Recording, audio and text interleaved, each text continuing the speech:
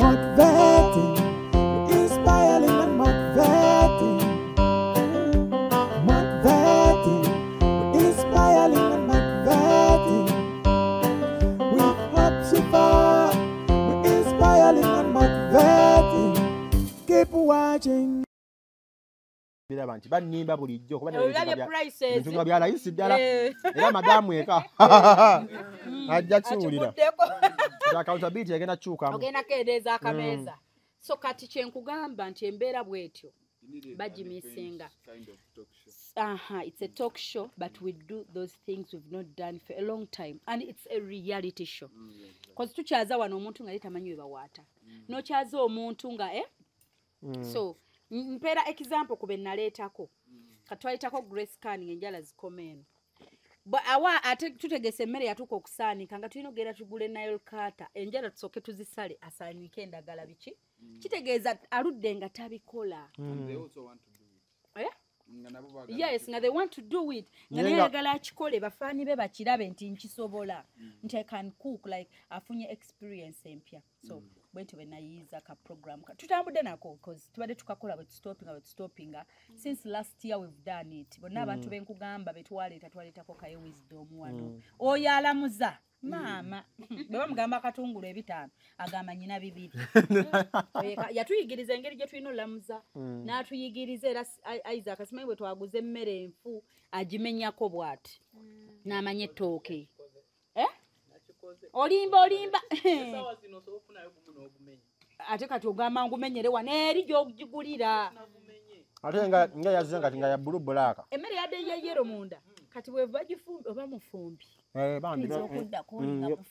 bannalongo babaako empewo empewo tezasinye kufumbirako kibumba emmere ebadde ya mix and match bed cover ebadde ya gundi mirembe bed no aliko empewo kati yazigambye ngajja tukirizibwa n'okugeya kwaba yavuddewo nze anange yajja kiwulira n'omulala akwesimbamu kati waliwo akulabye agenda okugamba emberenge zasiise sizo ezo nze ngenda zibasiikira nga za papo naye tumuleeta so era munnaye naalonge bagamba twakugeyeza tukugeyeza bw'obaddewo tulidde ne smile naye amatooke tetugategedde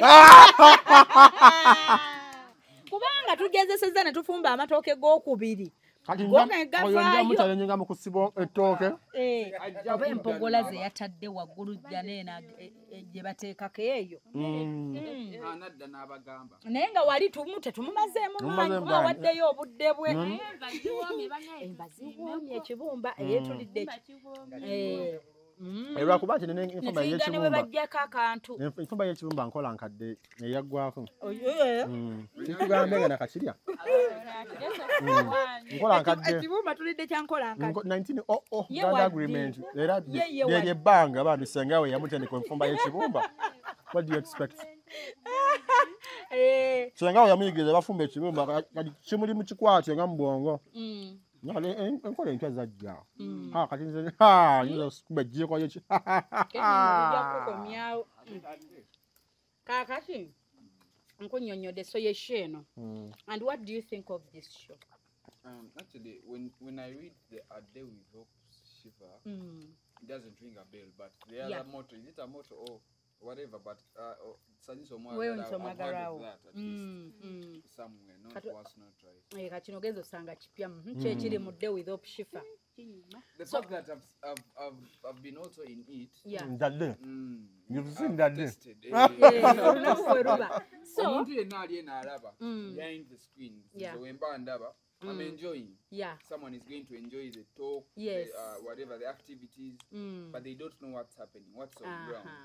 So what's on ground? The fact that Asopolo Banga in a program like that. Yeah. He's not even. We are enjoying. Yes. So over there on the ground, it's you feel home. The fact that it's even a home. No.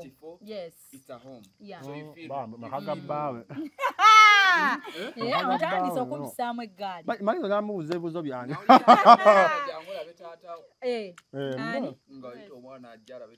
ono taata nosirika nogamba ako sikategedde nosasulwa gwe ndaba asusse So I would encourage anyone out there. Yeah. Come and test And feel this. Yeah, because you can't.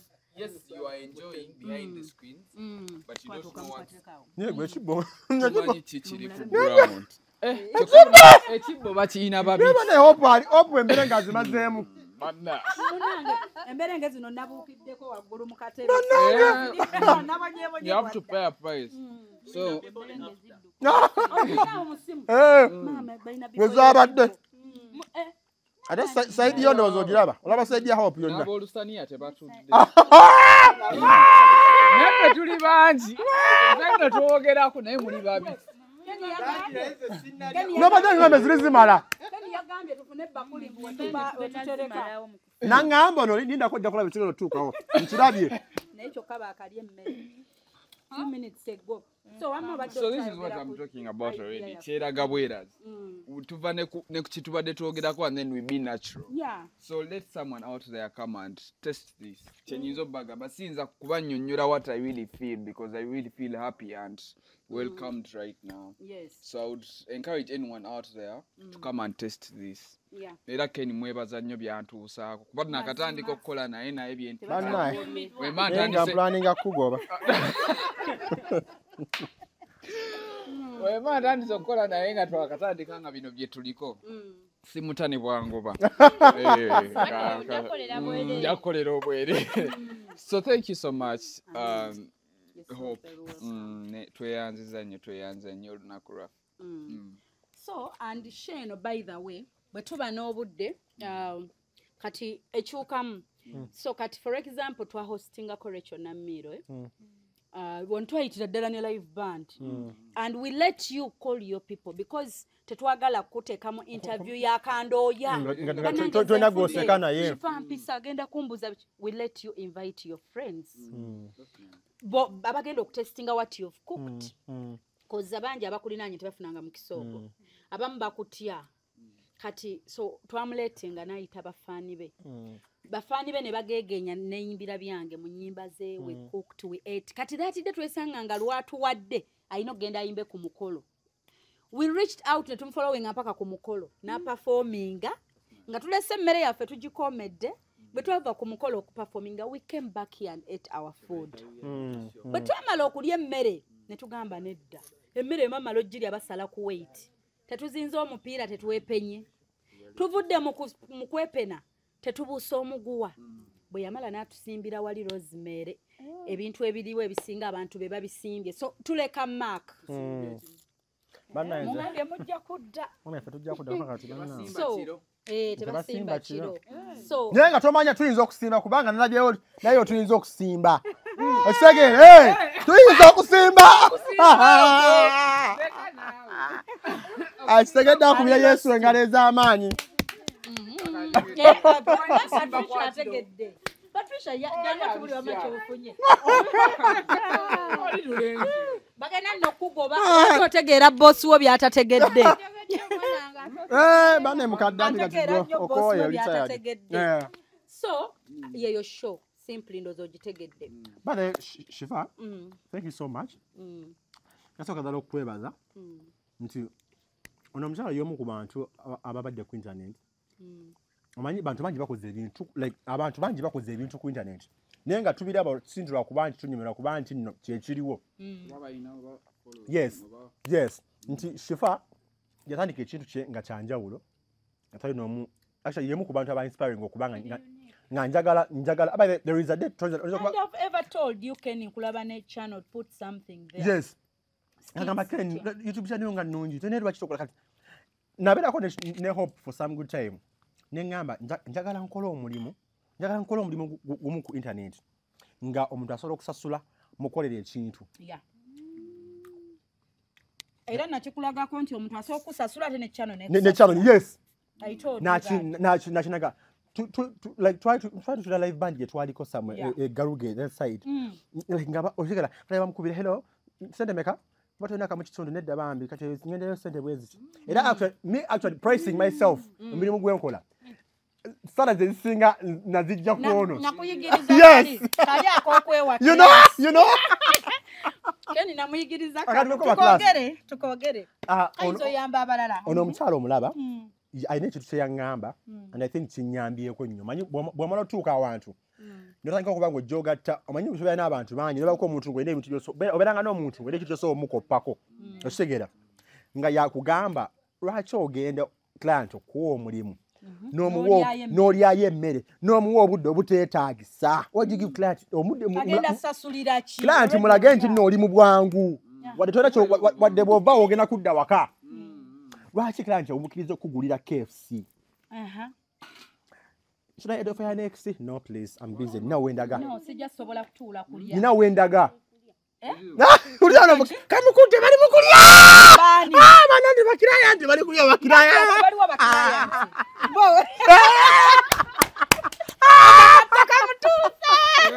Osagera. Nti client.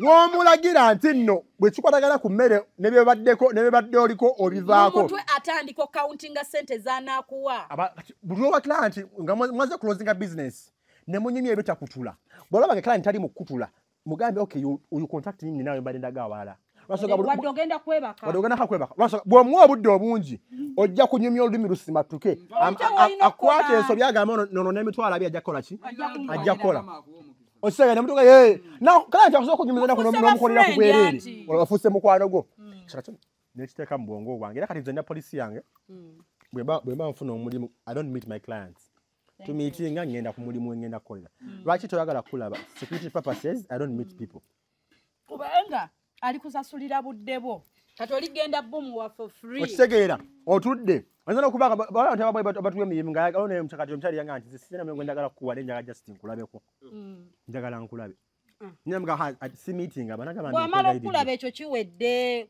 there are people nga they have to love you from a distance ositegeera bwamala okulina nayagala kumanya bano bye bategedde leero kabala babirabire mu interview nga babi akuyingire nnyo akuyingire ayagala akuyingire munda ositegeera bwe mumulaba nno na banange bamuwe enkoko yali enkoko banange enkoko emumalamu the whole thing of fans of our audience is about people not knowing much about you and they want to know exactly when they know already chovola banga bana banyiza nyo bana bajja okumbulirira mukome wali we nabaserawo we mulino okoma ankubira ne kubanga client one bana hello bana Mr Ken nze ne bana ndieno masaka ndifani wo nkwagala bene mbadde nkubuzaako oyo nali kala akubuzaako wali yakubiranga ayagala akunyumiza video zo ngati ngatandika mbadde kubira nkubuzeko kakati eno video bamwagenda ejindi lyagwerawa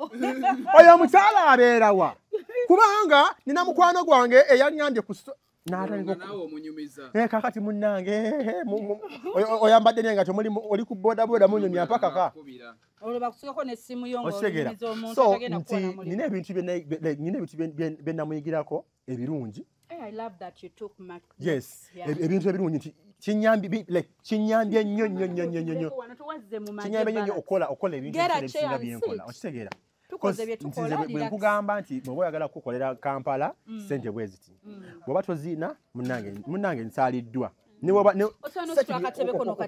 settinga standards zo kirungi nnyo mu buno omulimu gwe tukola okitegeera nti abantu bangi nnyo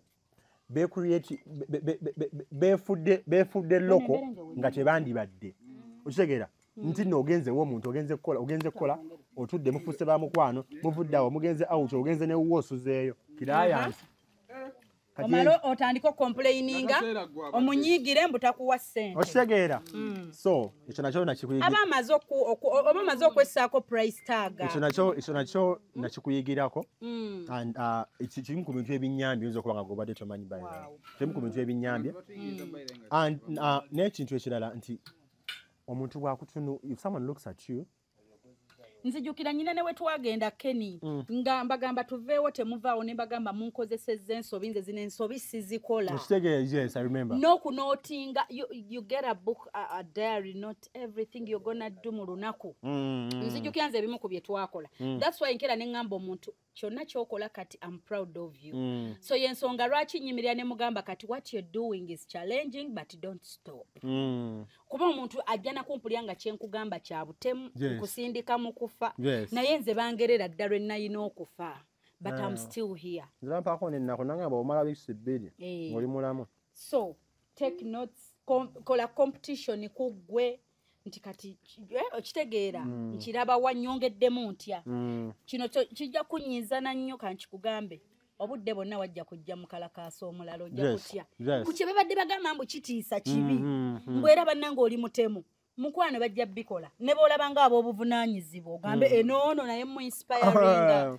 Yes wazze abalala because twina audience ne audience ebeerako times ogenda obeera ne time ng'oboominga oli omuntu ajjenga aina audience cause oba maybe aina ekintu kyalesi naye nga kyasinziira ku ggwe so you stay with that pride nongamba ekintu ze yakitandika still but naye akole but nti kati ggwe ekintu kyokola olinga muzadde okedde ofunye olubuto lw'omwana olwetisse emyezi 9 obudde buno tonnatuuka gy'olaga kati oli kuyonsa mwana aveemu kyoliko process y'okulufuna olubuto walufuna luwezezza emyezi 9 kati oluzadde yeffe nze asobodde okuyita nti Kenny jangu twogera about your show njagadde nankulage nti njiraba njagadde nnyo kuba nze mmanyi kizzaamu n'omuntu amaanyi bwenkera because abantu tumanyi osanga n'abantu naggamba nze nno ebintu byo sibiraba sikumanyi okola biki naye ng'alimba kati nze njagala nnyo okulaga omuntu nti ndaba kyokola. Nze nana omuntu yali ankubira amasimu jangu mpe interview ku YouTube channel yange jangu nga nfuna program mbeera ndi busy bwe yandaba nga nkoze yange nga kati nzibala njagala nina channel yange mba njagala onyambe okobwa bati ngamba haba nange ebisinze mbyokola lina binkolera mulala nnyo nankatinga off revenge ketagisa okitegeera nakatinga off obajiridde mu kintu you know so kyembadde gamba wafa ate kimale nugu ku mutima si kyekyo tebaboddeeko okyagina mumpeze eddwaliro so nekira obajjanjabi so nekirala kyembadde nkyagamba nti there is a process when you're creating something tokisuubira kifunamu byonna leero but handlinga gyogenda ogihandlinga yegenda okukuleetera okusigala ng'okifunamu ebimu ku bifuga business mbikubuulidde yawula client ne friendship. Client sigambye muwala nti bane client no tomuteekako lukwano tosinika nti bw'ajja ng'akutya kikuume asigale ng'akola ki ng'akutya gwokera sikukutya nti otiisa okay kankiyite respect respect eyo gikuume lwana nnyo okitegeera ogisigaza ate buli wokolera omuntu musigaze nga n'enkyana kkubira akolere nakyo kifaako nnyo because ffe tulina ba client betukoledde twafuuka bawala baabwe batuleze family tuziyingidde a surprise nze abantu n'abamalayo n'atuuka n'okugamba shifa kati wayongeramu obubadiddayo ewa maama wange naye nga wamumala dde omukolera. Tulina ba client betumaze nabo emyaka 10 nga webali nga ne bwenkuba it's one call awe shifa akubye bane nga ayayana ne wabataji kutaga bananga akubye eka yabadde alina kyangamba so they are those people ne bana abakuwabula londamu ogambe nti bano batadde ku level benyinyonyola waliwo botalina kunnyonnyola ng'oyo tagwana explanation yo yawulamu ne boyina okunnyonnyola so as I was still saying shegenda kukwatayo n'okusinga bw'ogiraba ejja tuuka ekugejjerere but remember bw'oba osanyuka nti egeze ekutteyo kijja ne challenges buli lunaku ezitalina kitabo we ziwandiikiddwa z'otamanyiiko zijja zitya but they are coming obe gwe shamu mu byokola every day zigenda kujja kati nkugambye wafuna olubuto lw'omwana wayagala omwana n'olwana omufuna ofunye omwana weyagalira omwana we wali ng'okola bu challenge bwewagaye nti mwekombanga emimwa nga tebabira awo noonya mu lubuto lwa mwana olubuto lw'omwana n'olufuna mukama mulungi n'olwetika emyezi 9 kati waluzadde olutuwadde omwana waali ayonka tannaseetula bigere kutandika kutambula buli muntu atandika ekintu bw'anaakiraba bw'atyo ogenda kufiiringa bulungi nti bw'okitandika tolumba banno nzize kannumbe Kenny mujjewo remember ne bonajjawo Kenny togenda ba Kenny because towetika lubuto nze nakitegeera mu byenkola Shifa twalabye ono naye akukopye kyokka abikolera ddala nga bw'okola teyeetikka lubuto teweetikka lubuto leero ojja bakolerako enkyoke mebwobbye gobbye okola obiki bennyini b'okoleddeko be badda nga bandoopera by'obayisa Shifa nejjusa kale namutumewa anko singa nagamba lumugwe kati ene omwana wange wamma atuula S4 gendayo kyekinkuuma kati waliwo ebintu ebimu bye tukola noweekuuma nga ggwe olina ebbeeyi yo gye walemeramu it's okay kakukolere ye price yange bw'oba sikoledde toli target market yange so kati bwe tutyo principles mu business zeetaagisa buli budde tugwa wano e Uganda because tetumala kusoma business tetugenda kukola n'oginnyikira kati I love the fact that olikola ekintu ky'oyagala nze lwaki siku encouraging nga kivaamu because kiki ekirala ky'ogenda okukola ng'okyagala ku mutima kitegeeza ekintu oba tokyagadde ku mutima kyenkugambye nti wafuna olubuto lw'omwana wo oluzadde omwagala obudde buno it doesn't matter wamuzaala otya wamunoonya mu basawo baganda mu bazungu it doesn't matter kati keekaliko ngambye nti jaziuzi idea eno yagiriko kati kyegambye it doesn't matter how bw'wafuna olubuto lwani lw'omwana oyo but omulezi otya omutuwe tumwanirize it comes with challenges but gwe bw'ogoloka nowetunuulira lekero kyeteekamu kiri cause mu byenkubuzo ngambye sometimes I regret sometimes omuntu asobola kugamba omusajja nga ogwana kutaba kutemeeteme bakuteeke mu kakutiya wonna wooli bajja gamba nze nakolako show oli nakola ekifaananyi kyange nateekamu rest in peace yemu ku show ezasinga trendinga kati kankubulire emu ku show yasinga trendinga nagikola tufuluma covid nga tewali ggulire lyonna nali kuba subscribe I had the first channel ne bagifera ne bagibba ng'emaze okukwatayo n'entandika bupya kati nalina channel ng'eri sitaaka mitwalo nga 6 nenkola shemu ya trending nga nendeetera ba subscribe emitwalo 38 do you know kye bayita getting ba subscribe emitwalo 38 omwezi gumu omanyi kyoyitamu okufuna obufunyi omutwalo waliyo eyalemera awo nga ye aloota wanuka engifuna ddi ntandike YouTube channel ebereko obulango so kati shejo emu but ye she kyasinza okunvumya kyenkugambye nti enamba y'essanyu ly'ofuna era y'ennamba y'ennaku gy'ofuna ennamba y'abakwagala b'ofuna era y'ennamba y'abaheeta b'okola ki so ye yasinga okunsanyula ye yasinga okumpa emirimu ye yasinga okundabisa ye yasinga bano abannamawulire abeefula tetubiraba sibimanyi ne bakkubira TVs ne zinkubira TVs ne zinsaba okugula show it was one show nga nkoledde ebbanga but it was a jackpot nasooka nenkaabira ebivumo nga n'abamu bembadde nnyumya nabo nga kuvuma afuuse buswagwa naye ng'obadde oseka naye kati nannyonnyola nga nennyonnyola waliwo eyampulya nga nnyonnyola nga ogenda kunnyonnyola okomewo ebyo ennyini by'okoze bulijjo okola ebirungi nti maama asurprise nze omutabani yabambi my son thank you tebabiraba kati bino bye baagala kati kyokola beebuzaabuza mu tebabyagala babiwa obudde mu bakuyombesera ojja ssanga enkyanga be banoonya yataddeyo kaki because baagala nsasagga abantu tebaagala mirembe eggwanga si lyakubawo oli amanyi n'okumbuuza bwe wamala ebbanga nga tewali byonoonese mu show yange oli akubuuza Shifa surprise wazivaako tokyakola naye nga nejjo na uploadings empya nga bambi nnungi oli akoledde jjajjaawe n'amugamba ebigambo ebirungi jjajjaawe kwegamba n'otula nogaa kati nga tebabiwulira ebyo baagala biri basiba bamukubye kakondo adduse wigi baziwambye kati Kenny tutudde wano olunaku olwaleero lujjukire wamma omujjukize mu show yaffe bagiyita A Day with Hope Shifa nze nakiraba nakulaba bulabi you can see someone and tell kati ono kyayitamu nkimanyi ebimugambibwa mbimanyi ebimunyoomebwa mbimanyi ne bw'oba toŋŋambye so tutudde wano olunaku olwaleero nga nkugamba don't stop ekyobulamu Mukama yabugaba tetumanyi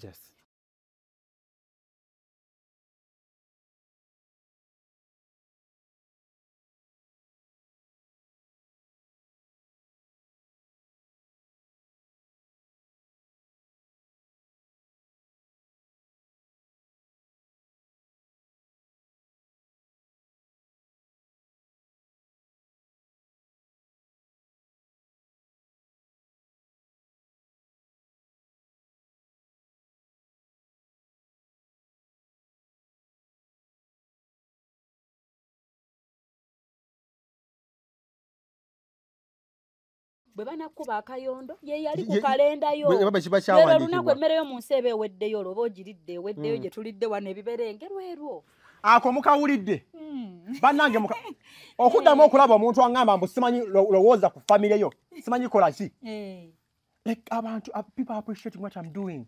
Then who are you, Gwani? Bilabanti banimba bulijjo kuba bintu nga bya layisi ddala era madamu eka ajja kiwulira accountability egenda kyukamu ogenda keedeeza akameeza so kati kyenkugamba nti embeera bwetyo bagimisinga it's a talk show but we do those things we've not done for a long time and it's a reality show because tukyaza wano omuntu nga litamanyi webawaata nokyaza omuntu nga so mpeera example kube naleetako katwayitako Grace Canning enjala zikomeno awa ate tutegese emmere yatuuka okusaanika nga tulina ogenda tugule Nile Carter enjala tusooke tuzisale asaanike endagala biki kitegeeza aludde nga tabikola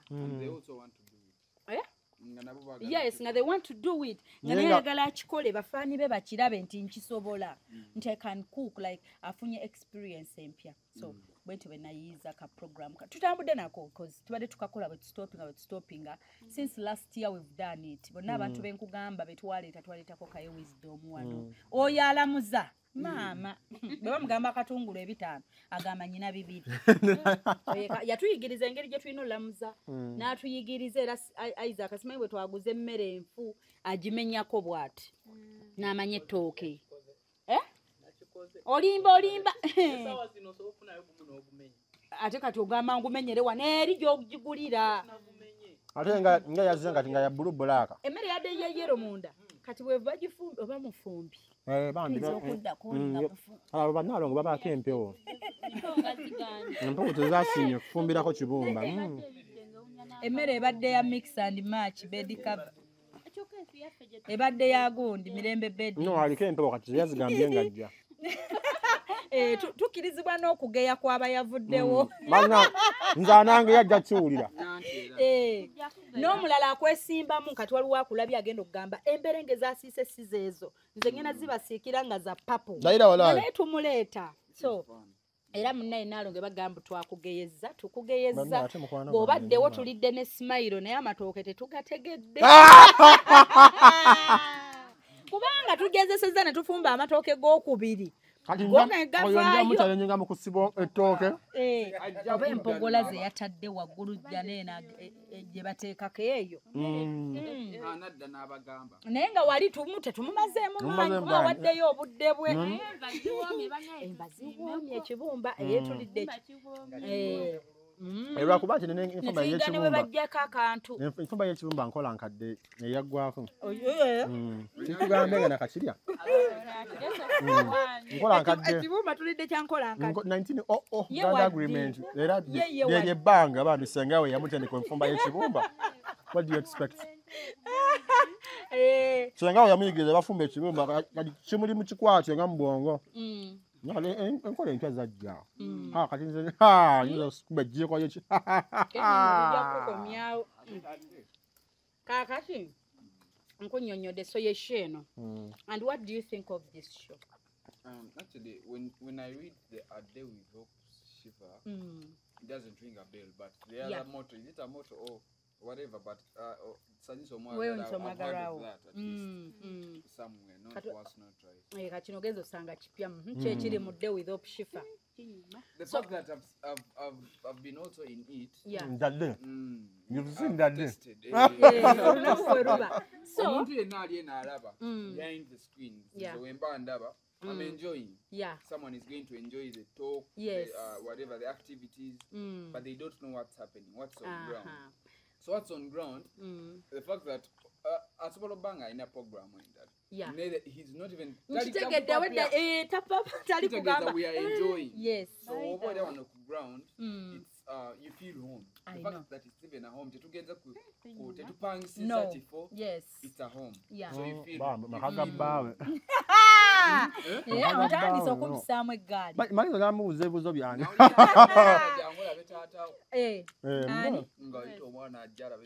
ono tata no sirika no gamba ako sikategedde no sasulwa gwe ndaba asusse So I would encourage anyone out there. Yeah. Come and test And feel this. Yeah, because you can't. Yes, you are enjoying behind the screens, but you don't know what. Yeah, gwe chibo. Ekibbo bakiyina babi. Bane hope embere ngazimazemu. Embere ngezi no nabukiddeko waggulu mu katebe. You have to pay a price. So Wezabadde. Ate side yo ndozo giraba. Olaba side ya hope yonna. Nabolusania tebatudde. Naye tuli bangi. Nze twogerako naye muli babi. Nobadde ngambe ziri zimala. Yagambye tufune bakuli mbututereka. Nangamba no linda ko jakola bitiro tukawo. Nkirabye. Naye kyokka baakali emmere. 2 minutes ago. So this is what I'm talking about already. Cheraga bweras. Tuva ne kuchitubadde twogerako and then we be natural. Yeah. So let someone out there come and test this. Chenyizo baga basinza kubanyonnyola what I really feel, because I really feel happy and welcomed right now. Yes. So I would encourage anyone out there to come and test this. Yeah. Era Ken mwebaza nnyo byantuusaako kuba nakatandika okukola naye bintu Wema planning akugoba. Wema ntandise okukola naye nga twakatandika nga bino bye tuliko simutani bwangoba. Njakolera obwere. So thank you so much. Hope tweyanziza nnyo olunaku lwaffe. So and Shane, by the way, bwe tuba n'obudde kati ekyukamu. So kati for example twahostingako Rachel Namiro wontwayitira ddala ne live band and we let you call your people because tetwagala kuteekamu interview yakandooya twena gwoseka naye mpisa agenda kumbuza. We let you invite your friends abagenda okutestinga what you've cooked koza bangi abakulinanye tebafunanga mu kisoogo abamu bakutya kati so twamuletenga nayita bafaani be bafaani be ne bageegenya neyimbira byange mu nnyimba ze we cooked we ate kati datidde twesanga nga lwatuwadde ayina okugenda ayimbe ku mukolo. We reached out ne tumufollowing mpaka ku mukolo n'aperforminga nga tulese emmere yaffe tugikomedde. Bwe twava ku mukolo okuperforminga we came back here and ate our food. Bwe twamala okulya emmere ne tugamba nedda emmere emamala ogirya basala ku weight tetuzinze omupiira tetuwepenye tuvudde mu kwepena tetubuusa omuguwa.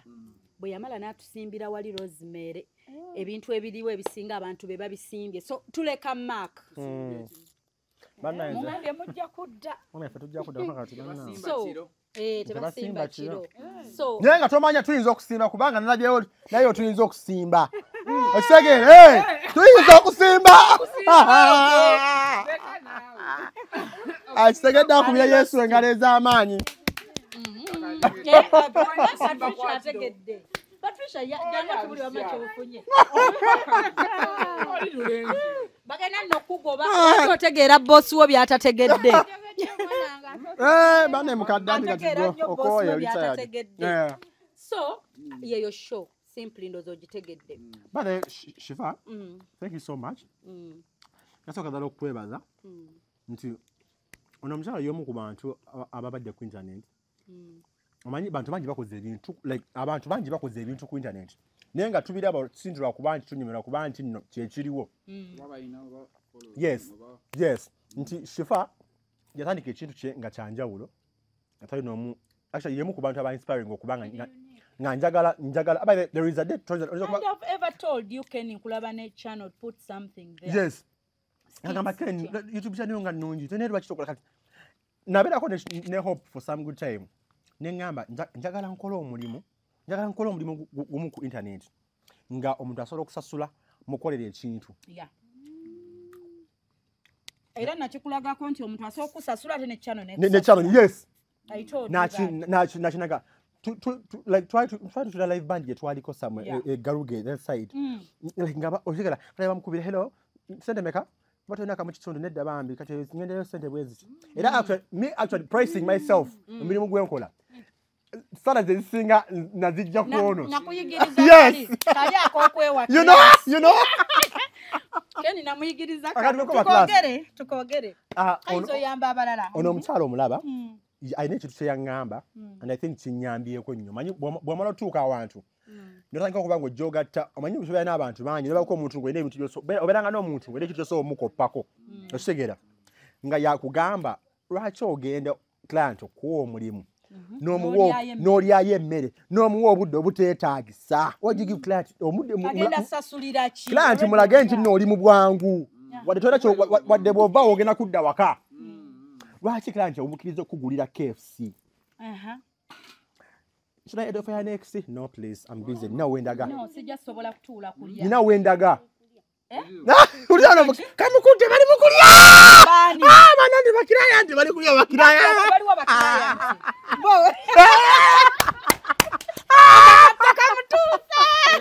Osagera. Nti client. Womulagira nti nno bwe kikwatagala ku mmere ne bebadde oliko obivaako. Omuntu atandika countinga sente zanakuwa. Buli oba client nga mwaze closing business ne munyimye ebitakutula. Bw'olaba nga client ali mu kutula mugambe okay you contact me nawe mbadde ndaga awala. Wadde ogenda kwebaka. Bw'omuwa obudde obungi ojja kunyumya olulimi lusimatuke. Akwata ensobi agamba nono n'emitwalo abi ajja kukola ki? Ajja kukola.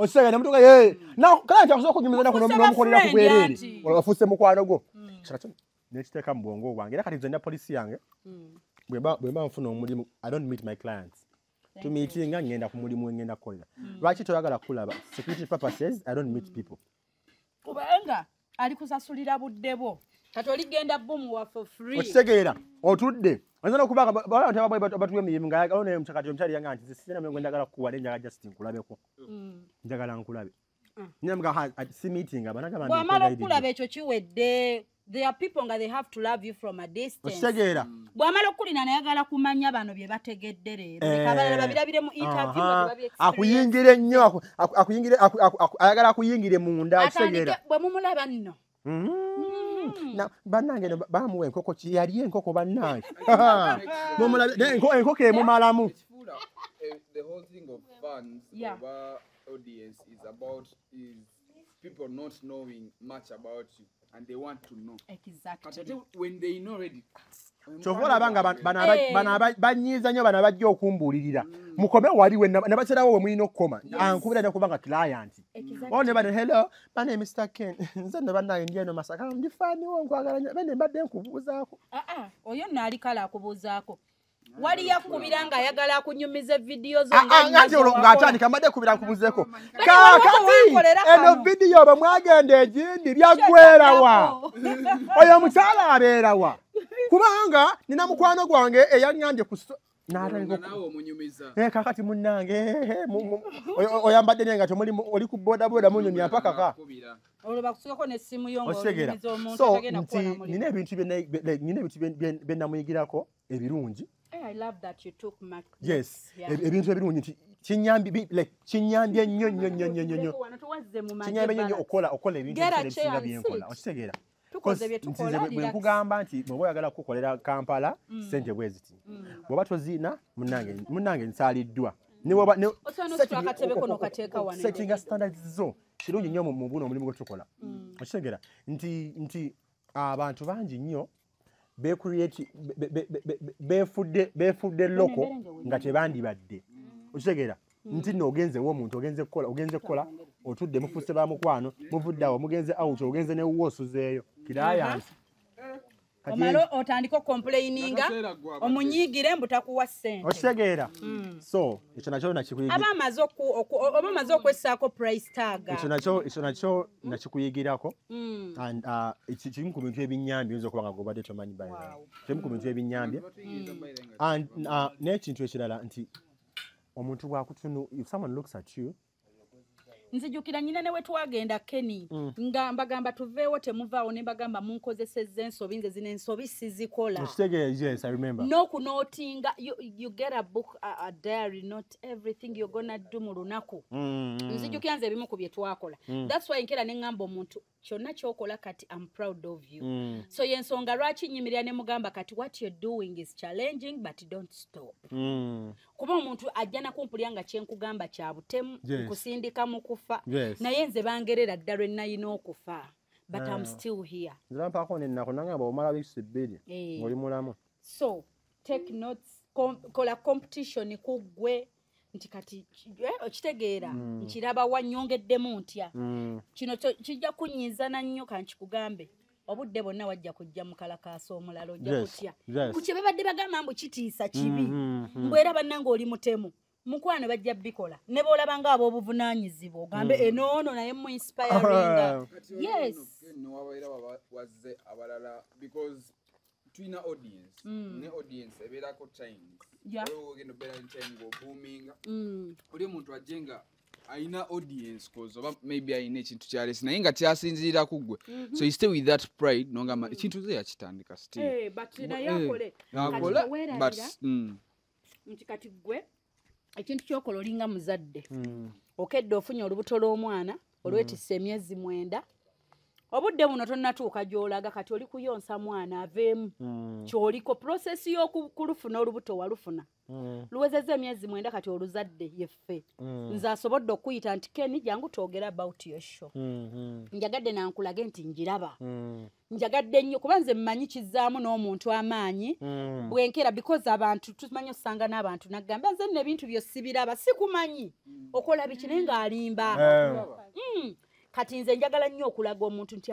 ndaba kyokola. Nze nana omuntu yali ankubira amasimu jangu mpe interview ku YouTube channel yange jangu nga nfuna program mbeera ndi busy bwe yandaba nga nkoze yange nga kati nzibali njagala nina channel yange njagala onyambe ko bwati nga mahaba nange bisinze mbyokola lina binkolera mulala nnyo nankatinga off revenge ketagisa okisegeera nakatinga off obadde mu kintu you know so kyebadde gamba wafa adaki kimale nugu ku mutima si kyekyo tebaboddeeko okyagina mumpeze eddwaliro so nekira obajjanjabi so nekirala kyembadde nkyagamba nti there is a process when you're creating something tokisuubira kifunamu byonna leero but handlinga gyogenda ogihandlinga yegenda okukuleetera okusigala ng'okifunamu ebimu ku bifuga business mbikubuulidde yawula client ne friendship. Client sigambye muwalane nti bane client no tomuteekako lukwano tosinika ebirungo ebyo bwe biba ebingi byonna omulundi gumu ebimu bibuza ebirala mulimu ebirungo bimba njagala owulira ebimu bibabuzeeko anti kakati kakyako oba okakola kati nze nganze n'ebirungo bye mba njagala okuwulira nze nganze era byo tobalaba nti nno nayagaddemu entangawuzi ebeere nga nnyingi actually kati nze entangawuzi sigiwulidde kale nizo oba nze nnywa nnyingi nange sigiwulidde emberenge emberenge enkola gye wazikozeemu nadde sizisuubira kuvaayo nga wezivuddeyo ekisooka nze buli bummeke twasibulya era bwensanga omuntu atunda emberenge nga mbulaba sigulaako mu myaka 5 siryangako mberenge zizifaanana bannange ngenda kukola bukozi kampuni tugulewo Kenny popcorn zisinze ez'ekyuma tumbalire business junior nga bwe baleeta ekyuma kya ice cream ku parties kati nange wano nsobola hostinga abantu ng'olweggulo twagala tunywe kacaayi oba kacaayi business kati n'emberenge tukola sticker buuza bano abadde bali ku sticker za business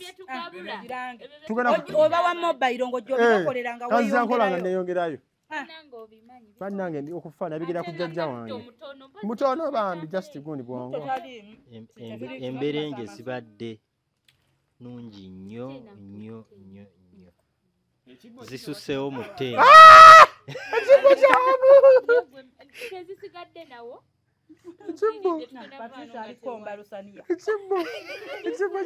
Kyokka Patricia ali ku mberenge ze yawadde fo.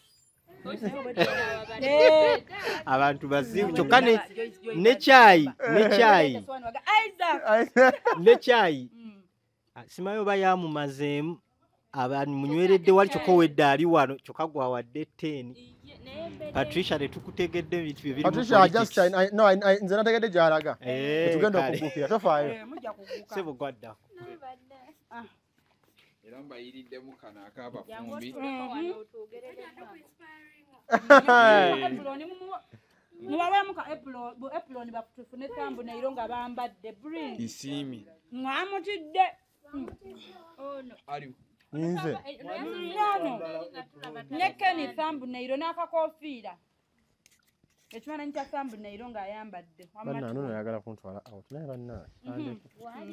Bannange nze si lwa mulimu bannange naye nga koka 10 out of 10 koka mukwata ku kacaayi kukya ulcer kyekituufu. Bagambye kusikwatako yanyamba. Kati bwe mumala okweyambaza gwe ennamba yange gye wansabye giggyemu mu simu. Saagala kumumanyiira. Ate ovudde kunza omugagga ozze ku mukozi. Ozze ku mukomba box nze.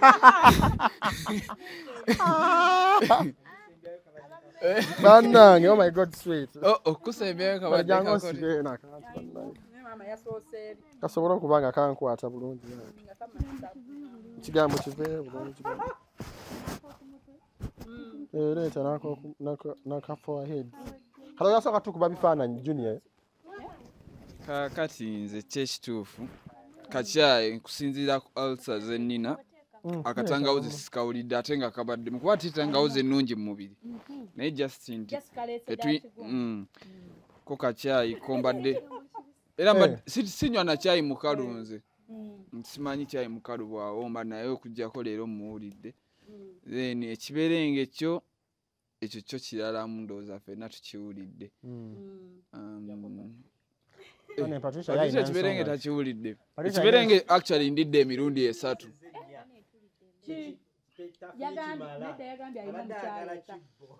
Aziisa yali ayagala kibbo kiramba. Wagambye n'omukyala. Kyava nsazeewo bubonero.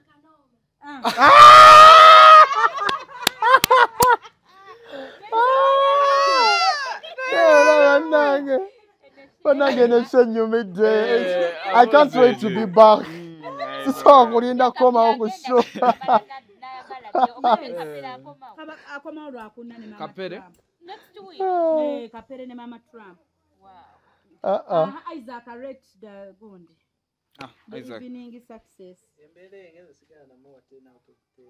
Tomu wa 12 gwe nkumanyi. Kyembelenga obubonero bwonna abufunye. So kacaayi ke sitegedde nze. Mama nyabo mwana menyo mtima. Ani ankwatako. By the way, waliwo ababyeyingizaamu ku last moment. Wefuda atabula amajani kumbe abantu basalabe bitakwatagana colors. Olina onzitira obubonero.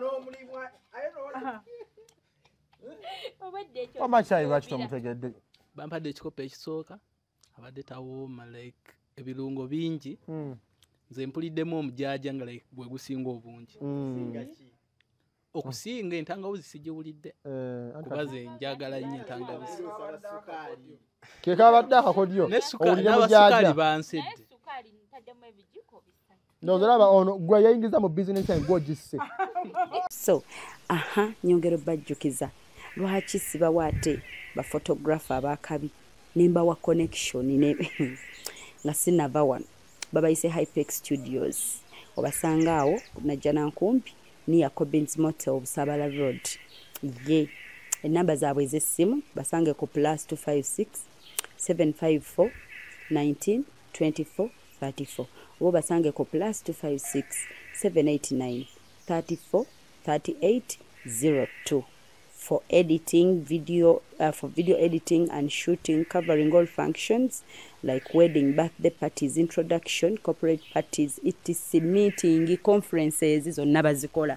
Nobo ina gwenga just ina meeting zo zokola nengo yagala zibere covered. Bobo ina housewarming oyingira nyumba yo. Byonna babikolako mikwano bekwate babayise Hypex Studio. Yagala kuyimba.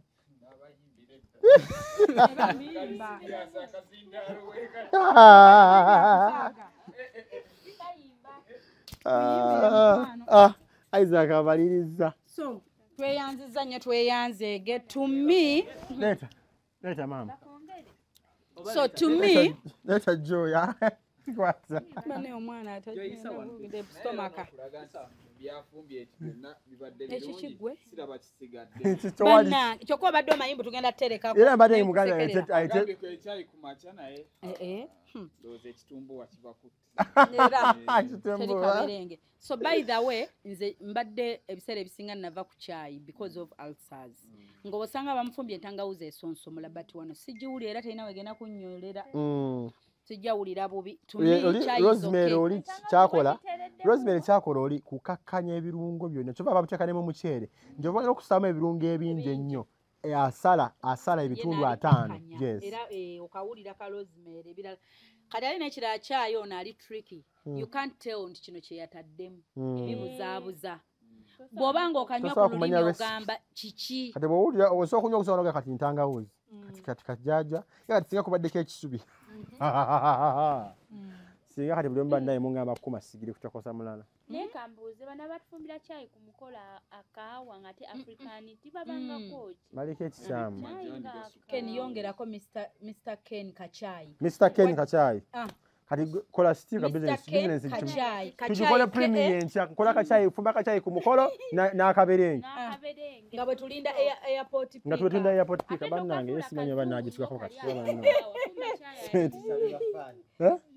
Bana airport pick up bana njagala kugula motoka nkole airport pick up. Kichoro jera bana ina nganti Ken yeyo. Ne basoka najituwa ngo owayo sente. Naye bana. Tugikozesa. Anti abantu nene nagenda bampe motoka ne banti ande baganga ate obulambo obutambulya matiga tubokuka kuwe motoka yaffe. Ate nchane ba nofa. Kati batugenda jibanjani bannange. Bwe bato ne banyima omukisa baga gwe bannanga anti obuzima obulambo bwa plastic buli mu bbanga bwe buti. Ndese kwegeza. Olwada kuwe motoka yaffe tugamba kati mukalakaza afudde. Tuba anjani. Okitegeera. Yeah. Nyenga kijja kuggwa. Inshallah. So Ken nga tusiibula abantu. Ogenda babuulira bakusangawo bagambe social media handles zo please volume down. Social media handles zo zonna kwe tukujja. Oli waddembo basomera ku namba z'essimu. Obayite ba subscribing. Ana yebajje. So bw'omala. Nga tugambe ebyo. Lowoozaayo ekintu kyonna ky'otasharingangako. Ogambe bana ekintu kindi ku mutima sina gwe nali nkigambye.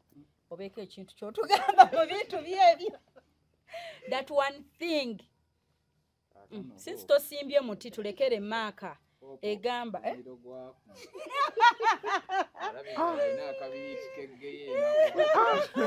Owedde eri yonna binyuma okufaana ye.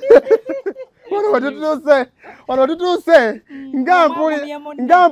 ngampulira sinywedde. Nga bw'oli kijjukira ne bw'oliba okyadde walala ogambe ekyo nakyogerera mu show ya Shifa sikizzaako ngalo walala. Tofaayo eno part sheri eyinza obaamu part 1 part 2 part 3 no part 3 tebatera tuukayo ba viewers bakoma eri mu 1 tebagenda biraba nnyo ziri zisobola oba n'omutwalo then 1 tujja kubeera na nga kitegedde nga kwegamba okiwulirirako n'ensonyi nga bw'okirowooza ene wobanga kiri fane wakikola n'ogaa kino Kenize yakikola oba nga kikwegamba nga kikyogerekeka badde mutima gw'omumenye ekyo ekikubye mudde omutima kye twagala badde manya ngamba ekintu kyenanjagadde okubaako gwe ŋŋamba nagambe kyo nali nkoze nange kyobadde obadde mmenya omutima.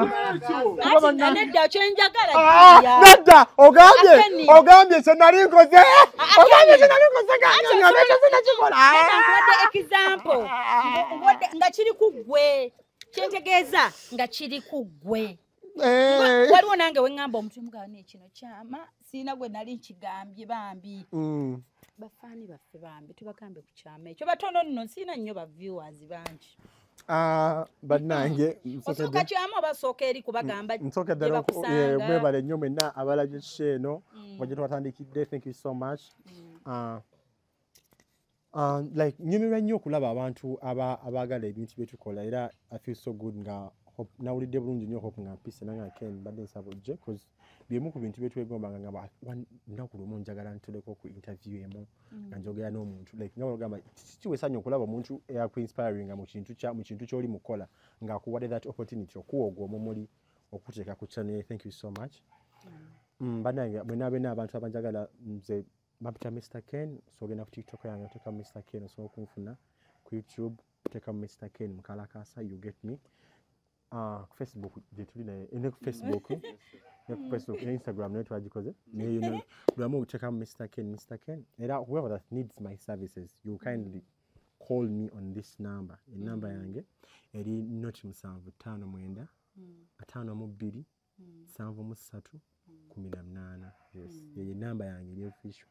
Era bw'okikuba you get me. Naye temunkubira nnyo kiro.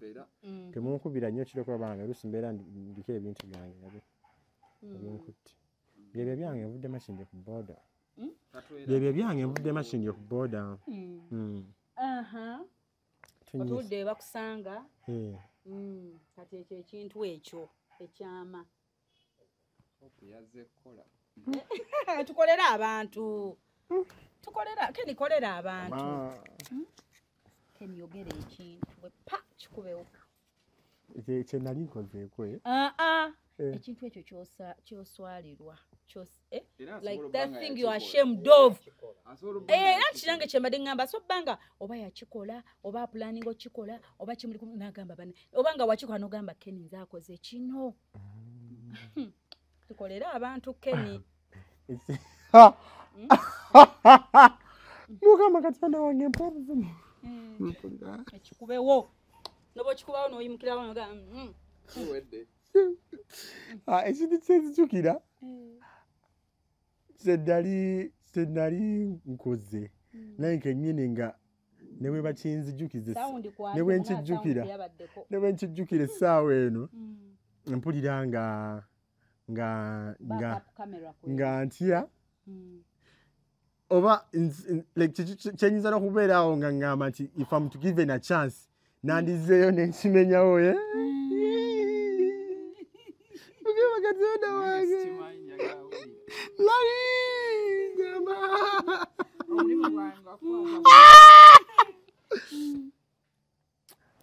I remember I was nalina emyaka 16 kyekyo kintu kyenzijukira kyenakola nga mpulira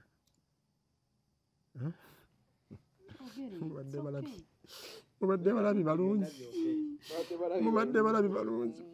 Era bakyali. musula bulungi mweraba sigwaggalawo sho mukwano tuyina host. Okay, Meidi waffe yanjigiriza okwegatta. Yambuzi wajirikira Meidi. Mweraba, good night.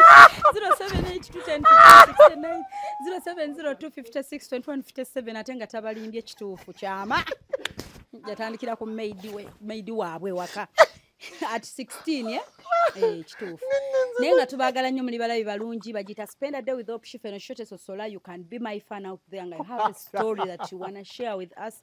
Please come through tukwaniriza obanga oli yenna olina business gyokola you want to advertise with us. Enamba z'essimu zeezo 07821015 we love you so much. Mwebali kubaako mwebali kwekuumira mwebali kutwagala mwebali subscribe please subscribe nze ku YouTube twasimbudde twazze weetuli tetulina gye tulaga tugenda batulaba surprise tolaba bino noka ate shifa surprise wazivuddemu tugenda laba surprises affe tumale tuddeko eno a day with Shifa ate tumale tuddeko by the way mbajjukiza tuddayo eddundu ewa God.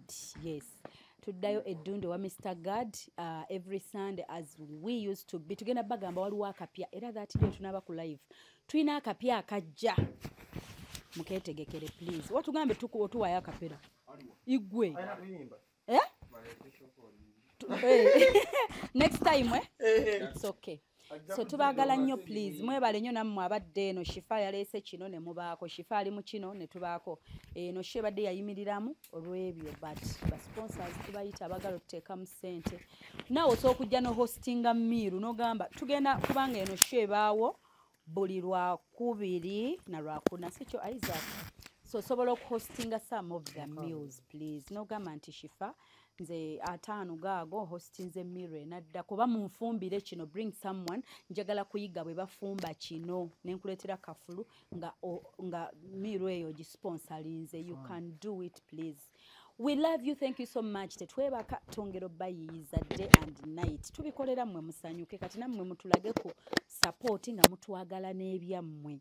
Mutuwe kasente tongere mu show zino sente. Mumanyo zibanja Shifa tokola kino this show tukola ebintu nga biri expensive ngo kiyimirizaawo mu kirabe kigenda mu bingi. So kati mba mutwagale n'ebyammwe nga musiima betubaweereza obutastopinga. Mujje sponsoring meals mu oba tuwe obulango mutuwe business so Kenny mumulabye nkimanyi nti tubadde nga abaseka nga abasaaga but I'm sure you had a lot to learn from him nkimanyi naddala omuntu ali eyatandika nga bakulemesa mbu tosobola nga bakugamba tokola ki and follow him ali ku TikTok as Mr. Ken ku YouTube kwali as Mr. Ken Mukalakasa ne walala wonna contacts ze ojja zisangayo bulungi nnyo ddala akolere munnange kati fa bamutwale mu okwatula mutuleesa amabwa ku mitima mutunyiziza ne tusirika omuntu n'embeerayo nga ngamba nti nze Shifa munnange ate nze munnange naayatula banaagamba batya yazze ye n'agamba ye voice yeddoboozi ly'aba voiceless lero oluzungu alina oluzungu lwange nyamba yeyo voice to the voiceless. Okay, lwero oluzungu lwange waliwo atera oddunterekera n'alunziriza we ndwetaagira much. Isaac, thank you obaddeyo ku camera ate nga editor Junior Flint Ibra my brother naye kwali ku camera okubanga abaweereza tubaagala nnyo till next time we love you good night abamu ne bali kugoloka balabidde show good morning abagenda okukola have a lovely day namu abagenda okwebaka have a good night ciao musiibula abatulaba bye bye.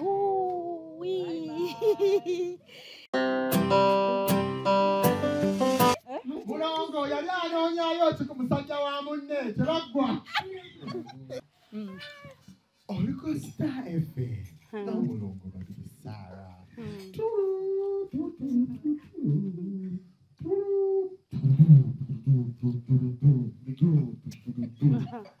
oliko kooti y'amaka Mulongo babiri Sara Nzebaleko abasimanyi abawulira ba Star FM mwewale nnyo kubanga temugivaako amanyi abantu Mulongo babiri Sara ge mannya gange maybe Kabaale Bigonzi mukyala Antonio Mugwaki ekyo awandiise ebbaluwa ya leero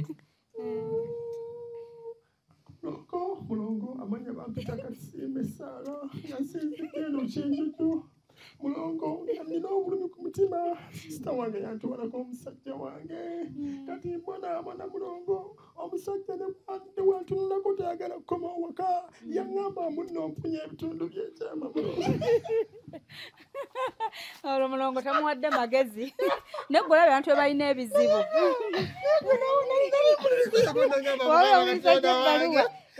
abantu balina ebizibu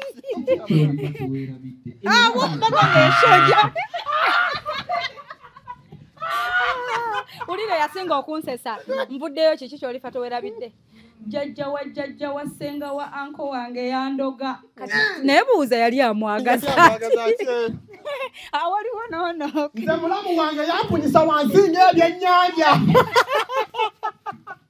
waliwo eyajja n'agamba pasita yenza omumerikawo yes pasita yenze yajja wano ne nkugamba nti njagala omusajja omuzungu n'onsabira era pasita namufuna ye pasita Ulira we yaddako n'agamba naye pastor nkubuulire okuva omuzungu wenafuna omuzungu wange pastor enzige zimulidde mutabani wo bamutwala mutabani wo ow'abaana abazungu bamututte enzige zimulidde zimumazeewo.